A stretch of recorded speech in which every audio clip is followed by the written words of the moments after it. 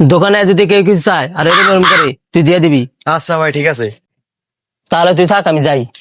ভাই তো কিছু নাম কয়ে গেল না, আইলে কি দিম? যাই কে টানতেছে দিয়ে দেব মানে। ভাই আসেনি? হ আছে, কি লাগবো? ভাই ওটা আছে ওটা? হ ভাই আছে, চাল লাগবো নি? এই মেয়ে আমি কি চাল চাইছি, ওটা দেন ওটা। হ ভাই বুঝছি বুঝছি, কি লাগবো রাগ হইন না, দিতাছি।